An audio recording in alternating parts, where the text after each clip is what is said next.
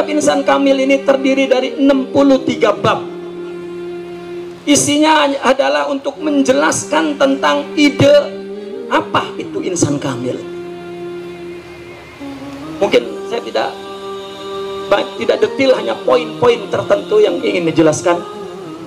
Yang pertama, siapa yang pertama kali membuat istilah insan kamil? Ulama mengatakan adalah Al-Imam Ibn Arabi. Namun apakah ulama sebelumnya atau ulama lain pernah mempunyai istilah tentang insan kamil? Ya.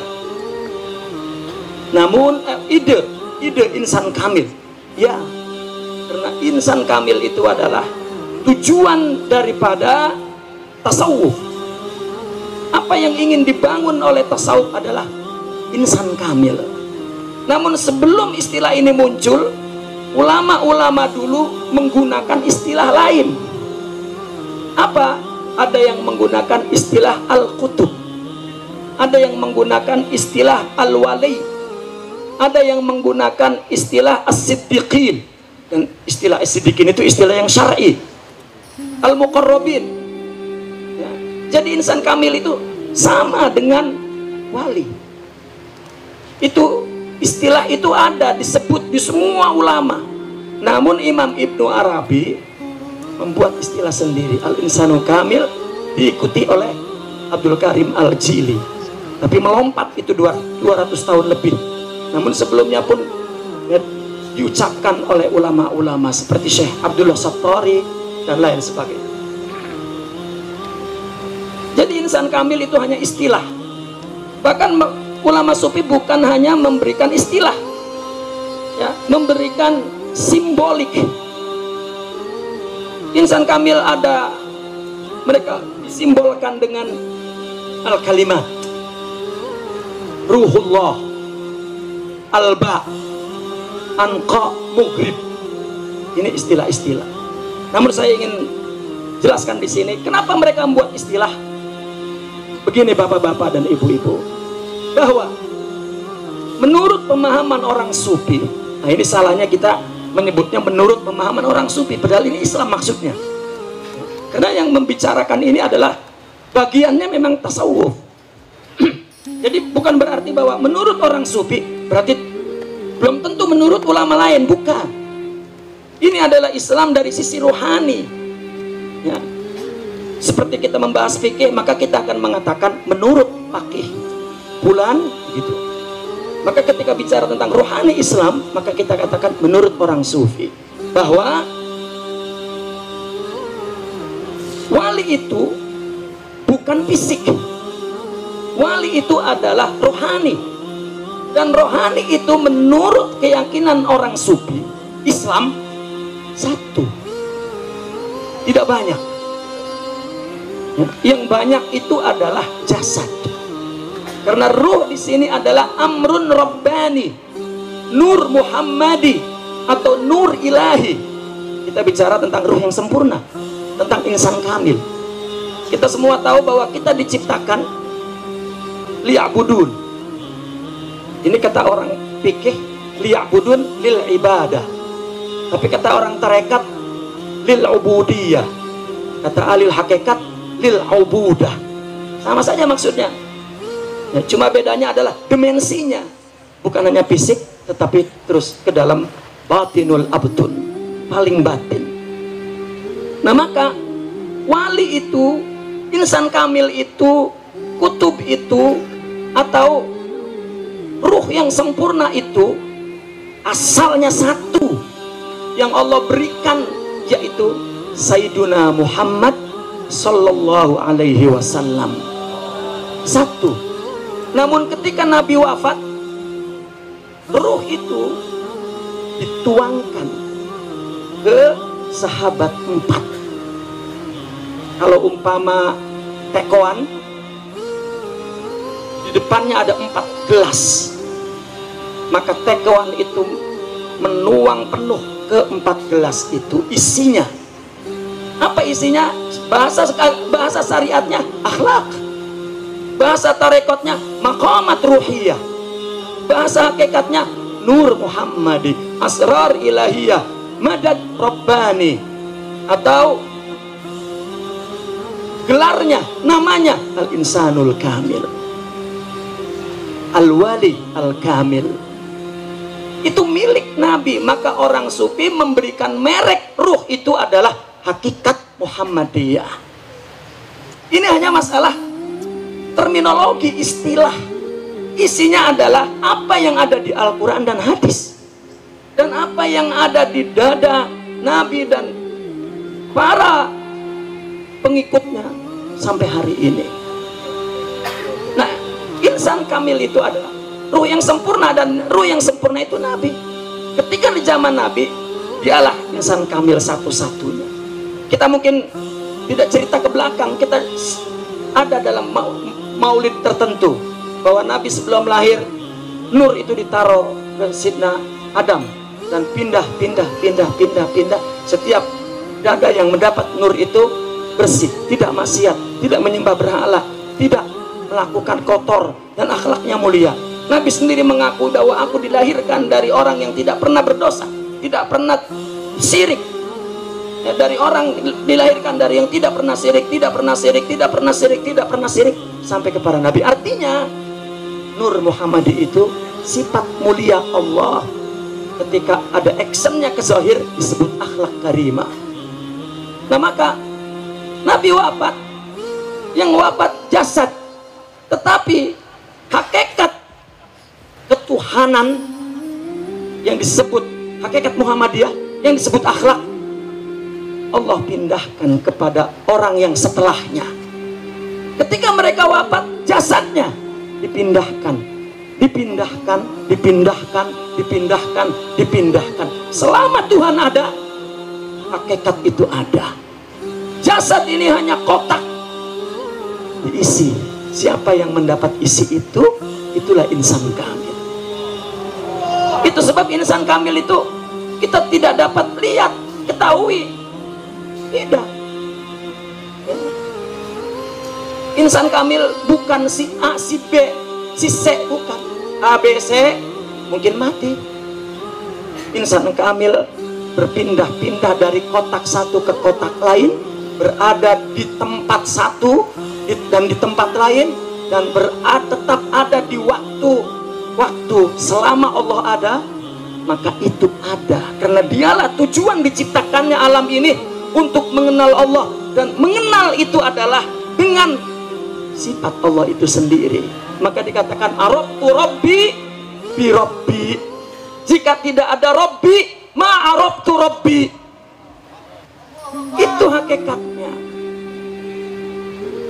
Itu sebab di dalam tasawuf sebenarnya maka dikatakan kana at-tasawuf haqiqah bila isim, tetapi sekarang at-tasawuf ismun bila haqiqah. Mereka mengira bahwa tasawuf itu nama tarikat, zikir-zikir. Bukan. Tasawuf itu adalah hakikat. Dulu nggak ada nama, tapi itu ada, diambil, diwariskan dari dada ke dada, ke dada ke dada.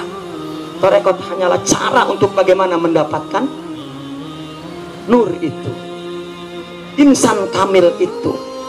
Maka insan kamil hanya satu.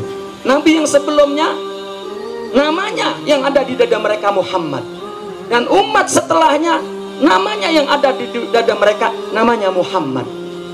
Maka hakikat Muhammadiyah atau Nur Muhammadi atau Ruh Muhammadi, dan istilahnya adalah Al-Insanul Kamil.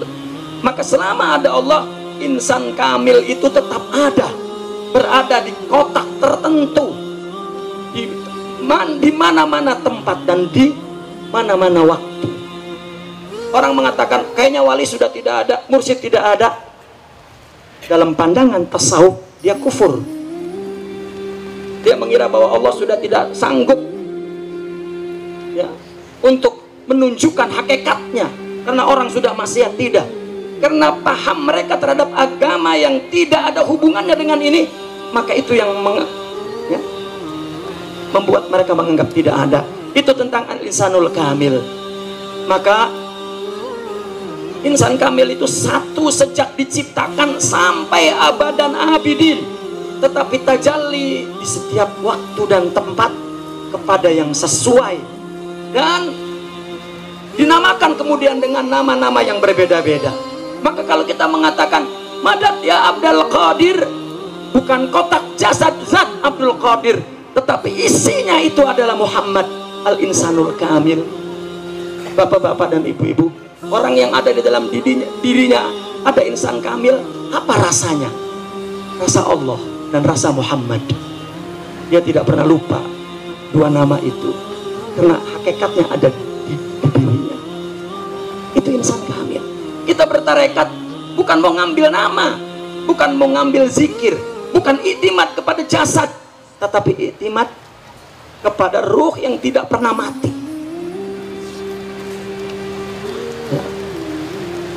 Singkat, itu udah sangat ringkas itu Pak. Yang terakhir, dalil yang diangkat dalam insan kamil berpuncak di suratul Ikhlas. Qul huwallahu ahad, Allahus samad. Begini, sebelum itu saya ingin menjelaskan bahwa tafsir memang hanya dikenal tafsir itu ada dua. Pertama, tafsir dengan akal, ro'eh, akli. Kedua, tafsir dengan asar. Ulama tafsir mengatakan, apakah tafsir orang sufi dimasukkan kepada tafsir akal? Tidak. Kenapa? Karena penafsirannya bukan dengan akal, tetapi dengan kalbu. Maka dikeluarkan dari kategori dua tafsir ini. Bukan dikatakan bahwa tafsir itu tidak betul. Terkadang ulama salah baca, oh tafsir sufi tidak termasuk kepada dua tafsir ini, berarti itu salah. Bukan, karena dia bukan akal dan bukan dari nas asar. Namun akhirnya tafsir itu tafsir tersendiri. Nah, saya ingin jelaskan bahwa sebenarnya tafsir sufi itu ada dua. Pertama, tafsir isyari. Kedua, at-tafsirun nazari. Apa tafsir isyari? Menafsirkan Al-Quran dengan makna isyarat. Terganggu sudah ucap.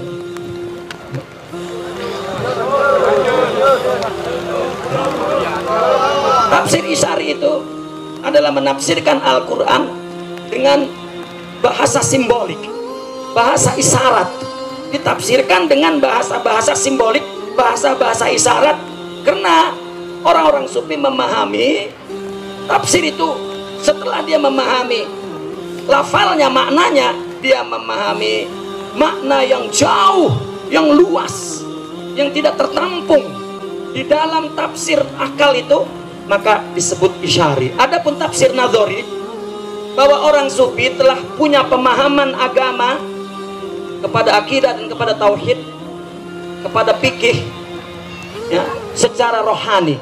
Kemudian mereka mempunyai terminologi seperti Nur Muhammadi, seperti martabat 7, seperti misalnya ketika melihat Allah dengan makhluknya, bagaimana untuk menjelaskan bahwa kita ini tidak ada, yang ada hanya Allah. Maka dia susun pemahamannya dalam teori martabat 7, seperti gambar yang muncul di layar yang dilahirkan oleh proyektor misalnya. Ada 4 martabat. Sebetulnya ulama dulu hanya 2 martabat, uluhiyah, nasutiyah. Tetapi kemudian berkembang, ya, menjadi 4. Apa? Zat, sifat, fi'il, dan kemudian infial. Nah, ini yang hadir semua mengerti, jadi saya nggak perlu jelaskan, hanya saya menyebutkan saja martabat 7. Maka mereka mempunyai istilah-istilah sendiri tentang memahami agama, memahami tauhid, memahami Allah dan makhluknya, dan menyebut tentang apa yang ada di rohani, akhlak agama itu, hakikat agama itu. Maka istilah-istilah itu dia coba untuk taksiskan, ya, dia coba untuk kembalikan ke Al-Quran. Maka seperti Imam Abdul Qadir Al-Jilani dalam kitab tafsir Al-Jilani misalnya, ya, beliau menafsirkan ghairil maghdubi alaihim waladdallin. Semua tafsir mengatakan ghairil maghdubi Nasrani, waladdallin Yahudi misalnya. Sedangkan orang Sufi tidak. Tafsirannya adalah yang tergoda setan dan yang tergoda nafsu. Karena mereka yang kafir bukan jasad tetapi nafsunya. Orang Islam pun kalau hidup dengan nafsu maknanya sama dengan orang kafir. Cuman kita casingnya, hukumnya orang Islam dan tidak abadi di neraka karena kita mengakui Nabi. Tetapi hakikat Nabi tidak ada di dalam diri kita. Dan ini tidak ada tafsir akal. Maka itu ada istilah-istilah itu. Maka dikembalikan tafsir itu, ditaksiskan, diasaskan kepada Al-Quran. Nah maka bapak-bapak dan ibu-ibu, ketika Syekh Abdul Karim Al-Jili ingin menerangkan bahwa Allah memberikan nurnya semuanya kepada Nabi Muhammad SAW, yang disebut oleh orang Sufi insan kamil, ya, atau wali atau kutub, ini istilah ya, ketika nur itu ada di selain Nabi, karena tidak boleh disebut Nabi la Nabi ba'dah ya. Kalau Rasul risalah itu berkaitan dengan syariah, tapi Nabi nubuah itu berkaitan dengan hakikat dan akhlak. Maka la Nabi ba'dah berarti tidak ada yang disebut Nabi, meskipun dia pembawa berita tentang Tuhan di dalam dirinya, bukan di dalam lisannya, yaitu insan kamil, hakikat Muhammadiyah. Jadi bukan bicaranya tapi perilakunya, sikapnya, pandangannya, tauhid kepada Allah Subhanahu wa taala. Karena memang diciptakan untuk itu. Maka orang yang mengenal Allah adalah orang yang telah ditajalikan semuanya Allah kepada dirinya. Dan itu adalah Sayyidina Muhammad SAW. Makhluk tidak ada. Jasadnya, zahirnya Allah yang membuat sempurna. Itu sebab insan kamil itu ada dua artinya, jasad dan ruh. Jasad adalah manusia. Semua insan kamil meskipun kafir jasadnya, tinggal ruhnya. Maka ruhnya pun Allah berikan sifat dan asmanya yang jamal. Karena sifat asma yang jalal ada di zahir, maka sifat asma dan sifat yang jamal ada di ruh. Jika jamal dan jalal sudah jadi satu, sama-sama sempurna, maka dia kamal. Maka itulah disebut insan kamil. Kamilnya adalah ketika ruhnya sepenuhnya telah mendapatkan sifat jamal Allah, maka dia kamil. Artinya dia adalah suratullah, suratul haq. Dia mengetahui Allah dari penerangan, penjelasan, tajalli Allah semuanya kepada dirinya, zahiran wa batinan. Dan itu yang paling sempurna adalah Nabi. Selain itu tidak sama dengan Nabi, tapi warisnya seberapapun persennya, tapi dia adalah orang yang mengenal Allah. Itulah insan kamil. Jadi insan kamil itu istilah. Hak isinya adalah semuanya Allah yang Allah tajalikan kepada surahnya, yaitu makhluk manusia, yaitu Muhammad. Maka ketika teori ini dicari dalilnya, maka dalilnya adalah yang paling tepat, qul huwa Allahu ahad. Nah, kemudian bagaimana? Karena Al-Quran, bapak-bapak dan ibu-ibu, Al-Quran ini sepakat ulama nahu dan balaghah. Kita paham nahu dan balaghah. Silahkan lihat ayat Al-Quran, kita pasang ayat itu dengan kaidah nahu yang macam-macam, tetap artinya tidak salah. Contoh begini, Alif Lam Mim, dzalikal kitabul la raiba fih. Kita baca begini, dzalika mubtada, al-kitabu khabar, la raiba fih adalah sifat. Betul? Maknanya tidak salah. Dzalikal kitabu mubtada, la raiba fih khabar. Betul? Atau dzalikal kitabu la raiba fih mubtada, hudal lil muttaqin khabar. Betul? Sudah disungsang singsung Quran itu. Kaidah nahunya tidak akan salah karena Al-Quran itu adalah kalamullah.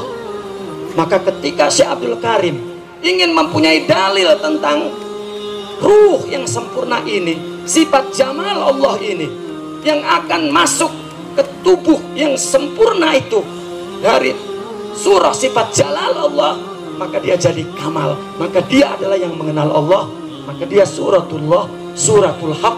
Sebagaimana hadis Nabi, innallaha khalaqa Adam ala suratihi, ay ala suratir rahman, dan ayat-ayat yang lain yang digunakan oleh, maka kul huwa secara argumentasi bahasanya, huwa itu kembali kepada ke belakang, meskipun boleh kembali kepada ke depan, tapi umumnya kembali ke belakang. Ke belakang tidak ada. Kalau kita cari Allah memang gaib mutlak, dan kita temukan Allah pada orang yang kita jalikannya, yaitu insan kamil. Maka kembali ke situ. Kalau tidak, di mana mereka mengetahui Allah? Kul huwa, huwa itu kembali kepada majlanya, surahnya, dan secara argumentasi bahasanya ada pada kata anta. Itu hanya argumentasi bahasa, karena nahu memang boleh dipasang bagaimanapun. Kul huwa, yaitu kamu adalah Allahu ahad, yani suratullahu ahad, karena tidak ada yang seperti Nabi, satu-satunya hanya Nabi, yang lainnya adalah warisnya. Maka di dalam kitab Kashfur Raqim, Imam Abdul Karim Al-Jili juga beliau membahas tentang Allah. Allah ada 5 huruf, alif, lam, alif, ha. Ha jika isba, ya, jika isba, karena Allahu jika isba domah mak wow, yaitu huwa, dan ha itu bulat seperti mata, dan ha itu adalah isyarat daripada huwa, yaitu huwiyatullah, yakni identitas Allah. Maka huwa adalah insanul kamil. Maka kul huwa insanul kamil, Allahu huwa. Ini pun hanya argumentasi bahasa. Itu sebab dikatakan ini tafsir An-Nazari, yang dia punya teori daripada kasyaf itu, kemudian dia coba lihat Al-Quran dan tidak salah berdasarkan argumentasi bahasa, dan kemudian kandungan kasyaf tentang tauhid dan keesaan Allah Subhanahu wa ta'ala. Maka dikatakan huwa huwiyatullah. Maka insan kamil adalah ainullah, ka ainil insan. Bagaimana memahaminya? Insan kamil adalah ainullah. Insan kamil itu adalah surah Allah yang sempurna. Kalau tidak sempurna, Allah tajalikan, ya tidak akan kenal Allah, ya. Nah, maka kemudian ka'ainil insan, seperti mata manusia, bapak-bapak dan ibu-ibu, dari anggota tubuh kita, ya, dari semua anggota tubuh kita, kepala, tangan, telinga, kuping, dan semua, mana yang digunakan untuk menyaksikan dan melihat adalah mata. Mata ini umpama manusia dari semua ciptaan ini. Begitu juga manusia adalah yang melihat Allah dari semua ciptaan ini. Dan itu juga argumentasi secara filsafat. Bukan itu yang paling penting, tetapi adalah mendapatkan akhlak Muhammad dengan nama istilahnya insan kamil, siddiqin, muqarrabin, wali, kutub, dan istilah-istilah lain, dan bahkan banyak simbol-simbol lain. Itu adalah untuk menunjukkan bahwa kaya di dalam Islam itu. Bab